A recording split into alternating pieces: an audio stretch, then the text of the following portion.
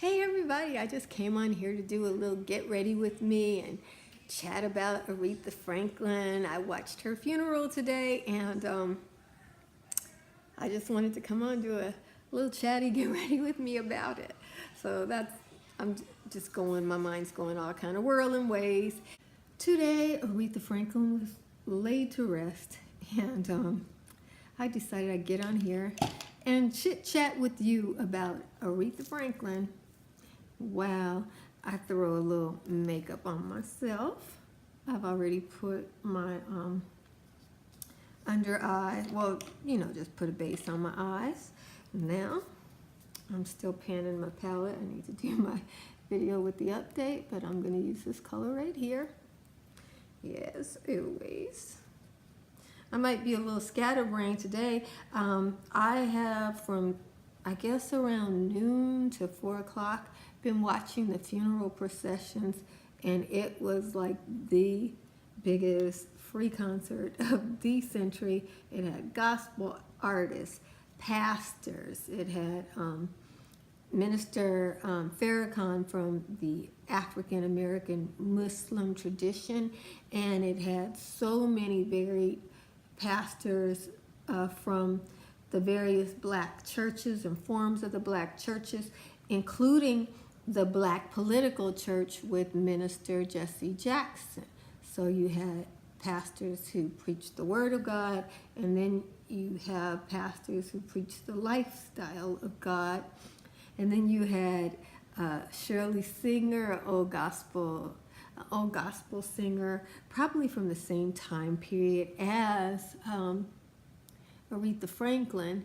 And then you had people who would have been the age of Aretha Franklin's children who were singing gospel. Everybody from Fantasia to, I think Angie Stone was there backing up Stevie Wonder. I mean, everybody from the black tradition was there, and you heard all the different opinions that you would hear if you lived a life of being an educated black person who had perused all the varying arts and educational things. You would have, in the course of your lifetime of being black, being on the inside and going to stuff, you would have encountered everybody. They even had like black militant professors who named President Trump the Woodpecker, and that name has stuck in my mind. It's like, how come I didn't know that was his nickname before? But it's just such a perfect nickname because, he's always pecking at things.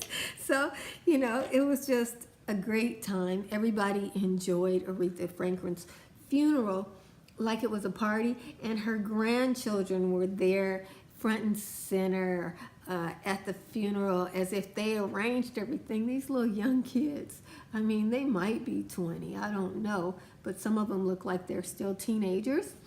And they did such a beautiful job. And Detroit was Detroit. Everybody she encountered, like Clive Davis, who I heard of first from Whitney Houston, he was there, and he really represented for the music industry and stuff like that. I don't know that there were anybody else in the music industry. I gotta, my acne or whatever it was came out, so now I have a nasty spot there. So I really shouldn't be doing makeup, but y'all know this is one of those times when you just gotta go do your makeup or go to the salon with your friends and chat about it, so it was this big to do. And I mean, I have never seen so many smiling faces at a funeral. This woman, there were even like professional basketball players there, and everybody was not in their prime. Most everybody was out of their prime, but for Aretha Franklin, it was like they were in their prime again at this event. And it was just so phenomenal. Did any of you guys catch Aretha Franklin's funeral? They broadcast live on BET, the whole thing. And then after the funeral was over, none of us were prepared for her funeral to be over. It was like her funeral was not over. It was like beginning. I can't explain that to you. But after her funeral was over, then they had a TV show, which is going on right now, where they are still eulogizing Aretha Franklin. And of course, I'm going to go to the neighborhood bar and the neighborhood coffee shop and find out, you know, if anybody's eulogizing her there.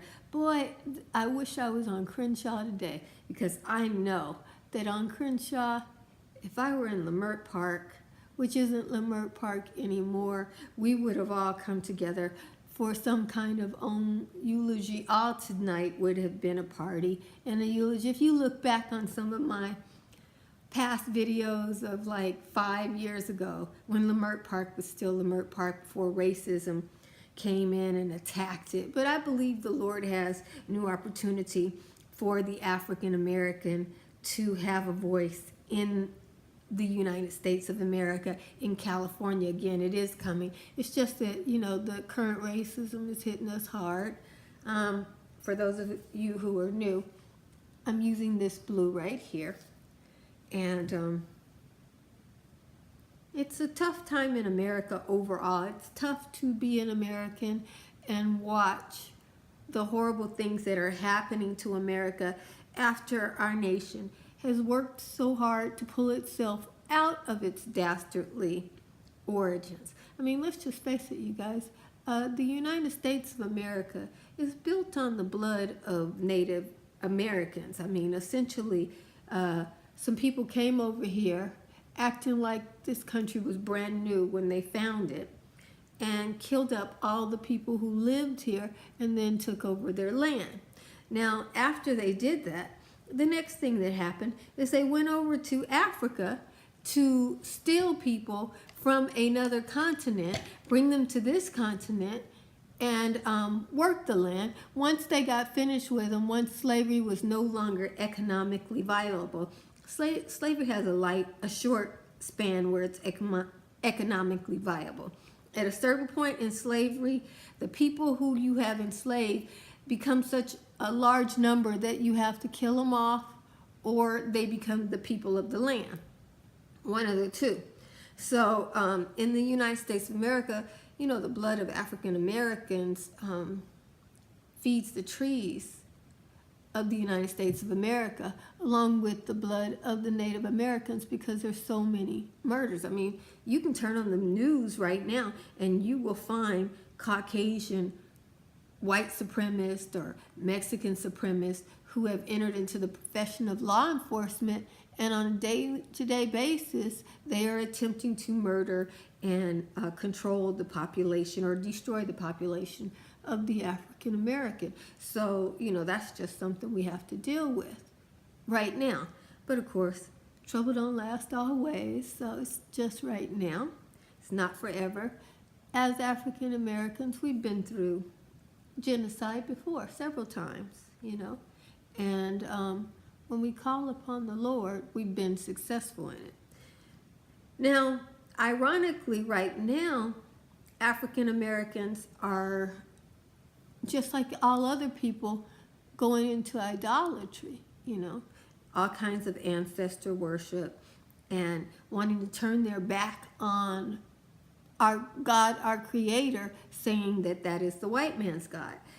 Ironically, white people in America, at the same time that African Americans are going into idolatry, white people and Americans are going back to their old history of idolatry and, you know, mythological God worship, witchcraft, sorcery, all that kind of thing. You can see the resurgence everywhere. So you got these black people saying that the white people were the original Christians. And then you got these white people saying, I'm going back to the religion of my land, which was the tradition of, you know, the mythology and the idolatry, the Wiccans and all that. We see it in all our movies and everything.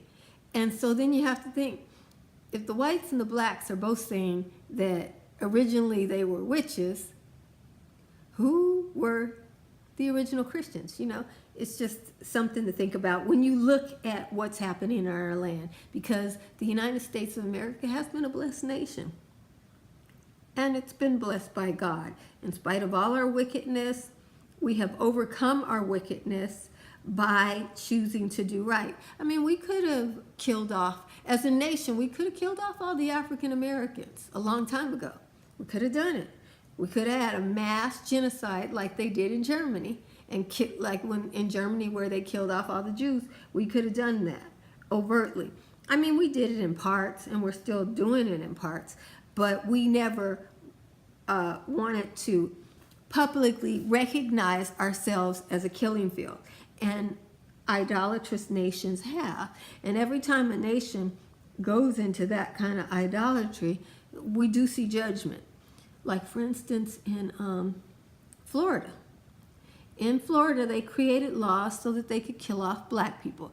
They had a stand and defend law. Now, make no mistake, we know that it's illegal in the United States of America to go around killing people. It's illegal. That law is completely illegal. And when you enact it against somebody who they don't want you to, specifically white people, the law doesn't stand up as law. I'm having this is how I really think, guys. Because the group that was supposed to protect Americans from our basest side is the Federal Bureau of Investigations. It's their job when we do wrong to stop us. Now, I'm just going to do a quick look here because I came on here really to chat. I didn't come on here to do makeup. Let me just tell the truth. So I'm just going to do this here. And then I'm going to do my brows. Quick look here today, guys. Well, not quick. I just came on here to chat. And the FBI shirked on their job. They should have took on all those criminals around the United States who said, okay, we're going to shoot black folks down on the street and we're going to say we're scared of them. It was their job to arrest those folks. When they didn't do it, they went under judgment. You know? Because God is real. God ain't no lie. They sitting up there, now they sitting up watching themselves being attacked. And here's the thing, when the Federal Bureau of Investigation gets attacked, we all getting attacked. So I don't like the Federal Bureau of Investigations getting attacked. But I strongly believe if they go back to their first love, they were created to protect the weak and the oppressed in America from oppression. It was understood that our states would be states of people who would do wrong. And the Federal Bureau of Investigation was supposed to protect us. The Federal Bureau of Investigation is supposed to be arresting Trump and all his individuals for the tragedy that's going on to the Mexican children and essentially murdering the Latin people when they turn them back at the border illegally. They're supposed to be arresting them. That's their job. They're supposed to take on our ugliest nature in America. That's their job. But they didn't want to do that job. And then when these ugly people in America, because we have ugliness inside of all of us, when these ugly people rise up in their ugliness, and then of course they have to attack law enforcement. Because let's just face it, those kind of groups don't like law enforcement. There's nothing in them that wants lawfulness. They want mayhem. They work for the devil. I'm just going to say it. Them kind of people work for the devil, and everything they do is devilish. They lie, they steal, they deceive, they connive, they conjure, like in an old scary story. When you go into the, if you imagine America as Hansel and Gretel. These evil people are that witch living in the candy house that is there to conjure you in. That's what that is. Okay, well, I'll be back with my makeup done. I just wanted to show you the eyes while I talked. Hey, everybody, I just came on here to do a little get ready with me and chat about Aretha Franklin. I watched her funeral today, and I just wanted to come on and do a little chatty get ready with me about it. So I'm just my mind's going all kind of whirling ways. And if you'd like to see me put this look together, I couldn't do my brows today because I had like a oopsie on one of my brows. It hurts, so I don't want to put anything on it, but thanks for coming over.